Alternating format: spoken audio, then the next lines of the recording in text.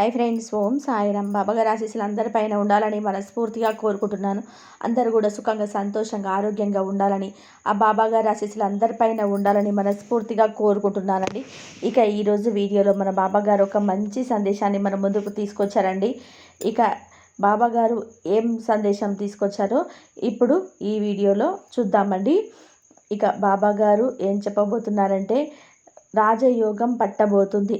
ఈ కార్తీక అమావాస్య నాడు నేను పంపిన కానుక తీసుకో అమ్మ, అనుకున్నది తక్షణమే జరుగుతుంది అని బాబాగారు మనందరి కోసం చక్కటి సందేశాన్ని అందిస్తున్నారండి.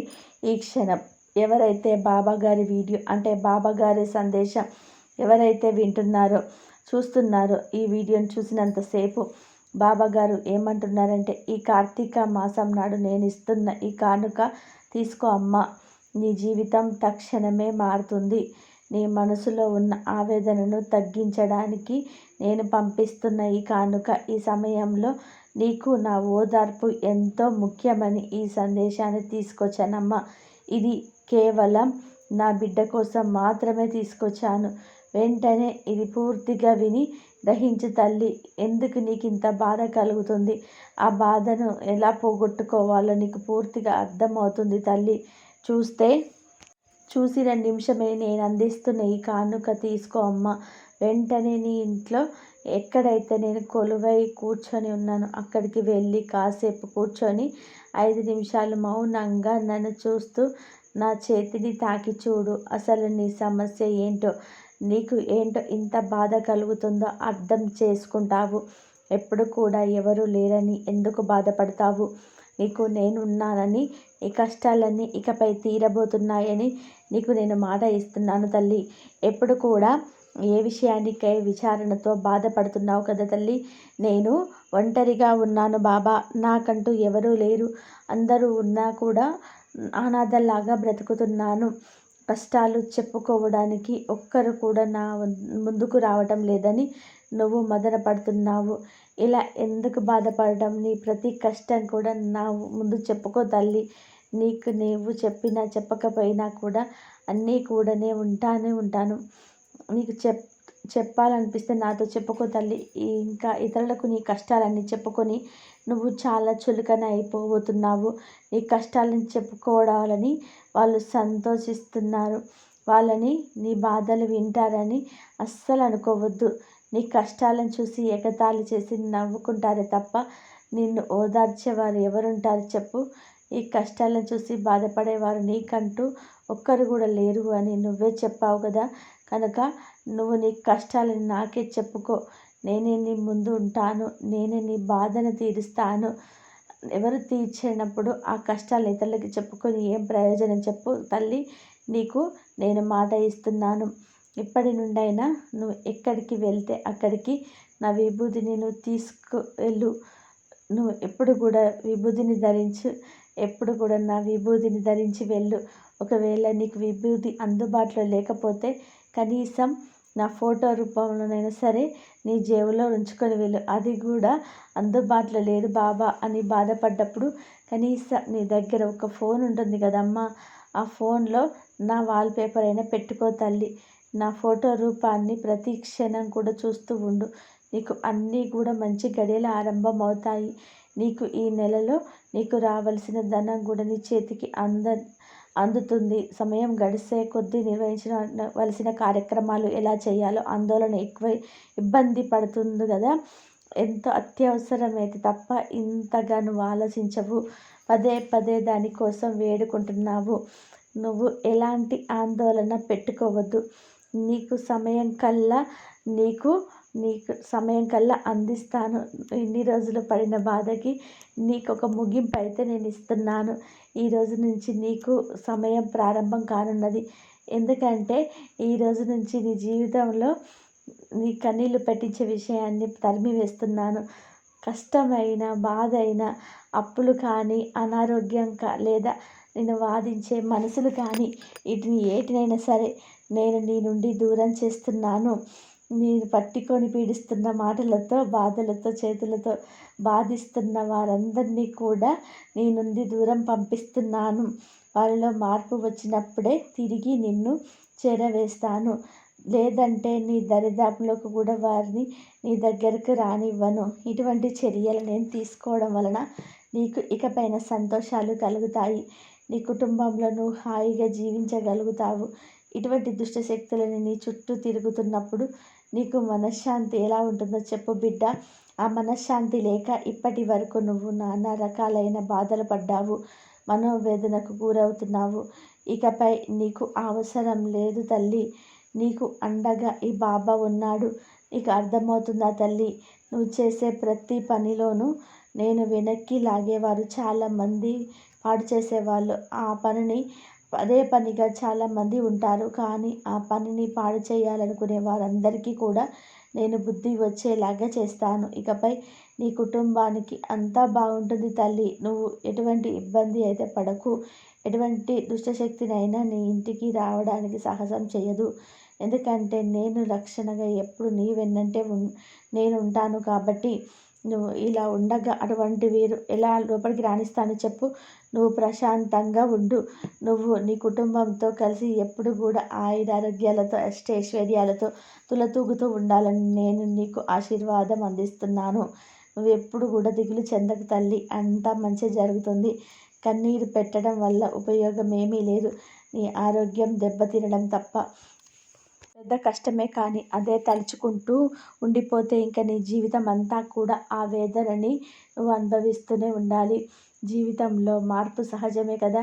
జీవితం మంచిగా సాగుతున్న సమయంలో చెడు ప్రవేశించడం ఎంత సహజమో, చెడు రోజులు అనుభవిస్తున్న కష్ట సమయంలో కూడా మంచి రోజులు రావడం కూడా అంతే సహజం తల్లి. కాకపోతే మన జీవితంలో చెడు ప్రవేశించినంత త్వరగా మంచి ఎప్పుడు కూడా ప్రవేశించదు. మన సహనాన్ని పరీక్షిస్తూ ఉంటుంది.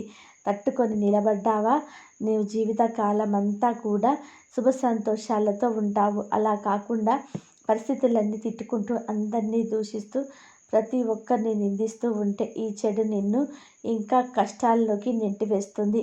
ఆ చెడు నుండి నువ్వు తప్పించుకోవాలని చెడు దారిలో ప్రయాణించడం చేస్తే ఇంకా భయంకరమైన రోజులలో అనుభవించాల్సి ఉంటుంది. కొందరు అనుకుంటూ ఉంటారు, నువ్వు ఎప్పుడు ఎవరికి ఏ అన్యాయం చేయలేదు, అయినా మాకు భగవంతుడు ఇలాంటి శిక్ష మాకు ఎందుకు ఇస్తున్నాడో అర్థం కావటం లేదు అని భగవంతుడిని నిందిస్తూ ఉంటారు. కానీ ఇది ప్రతి ఒక్కరు కూడా తెలుసుకోవాలని జన్మించిన ఎవరైనా సరే తెలుసో తెలియకనో ఏదో ఒక పాపం అనేది ఖచ్చితంగా చేసి ఉంటారు. అది తెలిసినా సరే తెలియకపోయినా సరే దాని ప్రతిఫలం అంతా కూడా ఎంతటి వారైనా ఖచ్చితంగా అనుభవించాల్సిందే. అసలు ఈ సహనంతో ఈ ఓర్పుతో ఉన్నట్లయితే అసలు నీ జీవితంలో ఏం కోల్పోయావు అనేది నువ్వు తిరిగి పొందగలుగుతావు. కానీ కొంతమంది ఒక్కొక్కరు త్వరగా పొందుతారు, మరికొందరు కొద్దిపాటి ఆలస్యం జరుగుతుంది అంతే తప్ప ఎవరికి అన్యాయం జరగదు. కానీ నేను చెప్పేది అర్థం చేసుకో తల్లి. ఏదైనా సరే తిరిగి పొందగలం. కానీ ఎవరిని అయితే కోల్పోయినప్పుడు వాళ్ళని తిరిగి పొందడం అసాధ్యమో, అందుకే జీవించి ఉన్నప్పుడు వారిని వారితో ప్రేమగా నడుచుకోవాలి. నువ్వు ఎందుకు దిగులు చెందుతున్నావో నాకు తెలియదు అని అనుకుంటున్నావు. నేను ఏం గమనించడం లేదని అనుకుంటున్నావు కదూ. నేను నిన్ను ఎల్లప్పుడూ గమనిస్తూనే ఉంటాను. నీ బాధను తెలుసుకుంటూనే ఉంటాను. నువ్వు చెప్పే ప్రతిదీ నేను వింటూనే ఉన్నాను. నీకు ఏం కావాలన్నా కూడా ప్రతి ఒక్కటి కూడా సమయానికి దక్కించే పూచి నాది. మనసారా నువ్వు కోరుకో తల్లి, వెంటనే నీకు అది ఇచ్చేస్తాను. అవన్నీ నీకు ఇవ్వడానికి ఎన్నో ప్రయత్నాలు నేను చేస్తూ ఉంటాను. నా ప్రయత్నం కూడా ఫలించి నువ్వు కోరుకున్నట్లుగా జరగడానికి ఈరోజు సమయం వచ్చింది. నువ్వు ప్రతి క్షణం నీ బిడ్డల భవిష్యత్తు గురించి ఆలోచిస్తున్నావు కదా. నీ భార్య నీ భర్తతో మార్పు రావాలని నువ్వు ఎప్పుడు కోరుకుంటున్నావు. వారి బంధం నీకు దగ్గర అవ్వాలని అనుకుంటున్నావు. వారి జీవితంలో ఎటువంటి లోటు రాకుండా మంచి ఉద్యోగంలో స్థిరపడాలని నీ ఆశ తల్లి. అలా కోరుకోవడానికి కూడా కారణం అయితే ఒకటి ఉంది. నువ్వు ఎంతో కష్టజీవులు, ఎటువంటి ఆస్తులు కూడా కూడబెట్టలేదు కనుక పిల్లలకు మీరు చదువులు తప్ప ఏమీ ఇవ్వలేకపోయారు. అదే కదా తల్లి నీ బాధ. వారి జీవితంలో ఎటువంటి ఇబ్బంది పడకుండా చదువు అనేది ఇచ్చారు కదా. వారు దానిని సద్వినియోగం ఉంచుకొని ఒక్కొక్క మెట్టు ఎక్కితే వారి జీవితంలో ఏ విధంగా అయితే ఉన్నత స్థానానికి వెళ్ళి కోరుకుంటావో అదే విధానంగా వారు ఒక మంచి స్థాయికి అయితే వెళ్తారు. నువ్వు బెంగ పెట్టుకొని నీ జీవితంలోనే నీ ఆరోగ్యాన్ని పాడు చేసుకోకు తల్లి. నీ మాట వింటారో లేదో, నువ్వు చెప్పినట్టు చదువుతారో లేదో, నాకొక మంచి స్థాయికి వెళ్తారో లేదో అని దిగులు పడుతున్నావు. కంగారు పడమాకు తల్లి. ఆ కంగారు వద్దమ్మా. ఎందుకంటే నీకు ఈ సాయి ఉన్నాడు. ఒక 5 నెలల్లోపు నీ బిడ్డలకి మంచి ఉద్యోగం వచ్చేలా వస్తుంది కబురు. సంతోషానికి అవధులు ఉండవు. ఒక శుభవార్తను అందుకోవడానికి సమయం దగ్గర పడింది. నువ్వు ఏమీ చెప్పకండి. నువ్వు అనుకున్నది అనుకున్నట్టుగానే నీ బిడ్డలందరికీ కూడా ఎదగాలన్న రంగంలో మంచి స్థాయికి అయితే వెళ్తారు. వారికి నీ తోడుగా ఉంటాను. నీ విషయం మీద నువ్వు దిగులు పెట్టుకోకు. నీ బిడ్డల ఎదుగుదలను చూడడానికి సిద్ధంగా ఉండు తల్లి. నీ భార్యాభర్తల బంధం 2 పిల్లలతో కలిసి ఎంతో సంతోషంగా తులతూగుతూ నీ జీవితంలో హాయిగా గడుపుతావు తల్లి. నువ్వు ఎంతో దైవభక్తి కలిగి ఉన్నావు. నువ్వు చేసే పూజలు ఎంతో నిష్టతో శ్రద్ధతో చేస్తావు. నీవు ఏది కోరుకున్నా కూడా అది నీకు వెంటనే జరగాలని నేను ఎప్పుడు కూడా ఆశీర్వదిస్తూనే ఉంటాను. ఏది కోరుకున్నా సరే అవన్నీ జరగాలని మనసు అనుకొని పూజలు చేస్తూ ఆ భగవంతుని యొక్క కోరిక నివేదించుకుంటున్నావు కదా, అంతవరకు కూడా బాగానే ఉంది. కానీ నువ్వు కోరుకున్నది ఏది కూడా అంత త్వరగా ఎందుకు జరగటం లేదు? అలాగే చేసే పూజ నమ్మకంతో చేస్తేనే ఏ పనైనా పూర్తవుతుంది. మూఢభక్తి అని ఎందుకు అంటున్నాను అంటే, నువ్వు చేసే భక్తి పూజలు ఎంతో నిష్టగా చేస్తావు. అంతా బాగానే ఉంది తల్లి. కానీ నువ్వు అందుకోసం పాటించే తీరు చాలా విపరీతంగా ఉంటుంది. అంటే నువ్వు పూజ చేసి పూజలో ఏ చిన్న తప్పిదం జరిగినా కూడా విపరీతమైన కంగారు పడిపోతావు. ఎలాగో తెలుసా? ఉదాహరణకు నువ్వు భగవంతుడికి నైవేద్యం పెడతావు. ఆ ప్రసాదం ఎవరికి ఇవ్వకూడదు, నీ ఇంట్లో వాళ్ళే తినాలి అని నీ నమ్మకం. కానీ భగవంతుడు కోరుకునేది ఇంకొక రూపంలో. ఏమిటిదో తెలుసా? నీకు తనకు ప్రసాదంగా నివేదించింది ఆకలితో ఉన్నవారికి కాస్తైనా పెడితే ఆయన ఎంతో సంతోషిస్తాడు. అలా కాకుండా మేము మా ఇంట్లో పెట్టుకున్న ప్రసాదం మేమే తినాలి, ఇంకెవరికి దక్కకూడదు, ఆ పుణ్యమంతా మాకే రావాలి అని నువ్వు నీ మూఢభక్తితో నీ అహంకారంతో నువ్వు అలా నిన్ను నువ్వే నిందించుకుంటూ ప్రతిరోజు నువ్వు శిక్షని అనుభవిస్తున్నావు తల్లి. కానీ ఈ మనసులో ఉన్న సంకోచం ఏంటంటే, నేను కోరుకున్న కోరిక తీరుతుందా, ఆ భగవంతుడు తీరుస్తాడా లేడా అని ప్రతిరోజు నన్ను నిందిస్తూ పూజ చేస్తున్నావు. అలాంటి అనుమానాలు నువ్వు పెట్టుకోవద్దు. ఇలాంటి భక్తి వల్ల నీకు ప్రశాంతత ఎలా వస్తుంది? ఆందోళన అధికమవుతుంది తప్ప నీకు ప్రశాంతత అనేది రాదు. కాకపోతే నువ్వు అనుకున్నది ఏమీ కూడా జరగదు. దానికి బదులు నువ్వు ఏ పూజ చేయకుండా ఉంటేనే నీకు మంచిది అవుతుంది. అనుమానంతో చేసే ఏ పని కూడా ఫలితాలను మంచిగా ఇవ్వదు, ఇబ్బంది పెట్టే అవుతాయి. కాబట్టి మంచి ఫలితాలు ఎక్కడి నుంచి వస్తాయో చెప్పు. కాబట్టి ఇప్పుడు కూడా నీకు అంతా కూడా దూరంగా ఉన్నట్టే భావించి నీకు అంతా మంచి జరగాలని మాత్రమే కోరుకో తల్లి. ప్రతిరోజు నువ్వు బాధపడవద్దు. నీకు ఎవరు లేరని సంగతి నీవు ఊహల్లోకి రానివ్వకు. ప్రతిరోజు నన్ను కొలుస్తున్నావు కాబట్టి నేను తోడుగా ఉంటాను. నీకు ఎవరు లేరని ఎందుకంత బాధపడతావు? అయితే నీ దృష్టిలో ఈ బాబా నీకు ఏమీ కాదని అనుకుంటున్నావా? నేను నీకు తల్లిదండ్రుల స్థానంలో ఉన్నాను, నీ గురుస్థానంలో కూడా ఉన్నాను. నువ్వు నన్ను ఎలా చూస్తే ఆ స్థానంలో నేను నీకు కనబడతాను. నీకు సహాయం అయితే నీకు ఖచ్చితంగా కనిపిస్తాను తల్లి. నా బాధ్యత నిర్వర్తిస్తాను. ఎవరు లేరని ఎందుకు బాధపడుతున్నావు? నేనుండగా నువ్వు అనాథ ఎలా అవుతావు చెప్పు? నువ్వు ఎల్లవేళలా ఇదే మాట అనుకుంటూ ఉండు. అంతేకాని బాబా గారు ఉన్నారని నీకు ఖచ్చితంగా బాబా తోడుగా ఉంటారు. నీకు అనుకూలమైనప్పుడు ఏది కోరుకుంటే అది నీకు ఖచ్చితంగా అందజేస్తాను. ఒక తండ్రి వలె నీవు కోరుకున్నవన్నీ కూడా నీకు ఇచ్చి ఆనందాన్ని పంచిపెడతాను. నీకు ఆనందాన్ని పంచిపెట్టడానికి ఒక తల్లి వలె నీకు తండ్రి వలె బాగోగులు ఆలోచించే బాధ్యత కూడా నాదే. అలాగే నీకు గురువు వలె సరైన మార్గం చూపించటం, సరైన సలహాలు ఇవ్వడం, ఏది చేస్తే నువ్వంత మంచి జరుగుతుందో తెలియజేయడం అది కూడా నా బాధ్యత. నువ్వు చేసే ప్రతి పనిలో కూడా ధ్యాస పెట్టి నిమగ్నమై ఉండి చేయాలి. అప్పుడే నీకు ఫలితాన్ని ఇస్తుంది.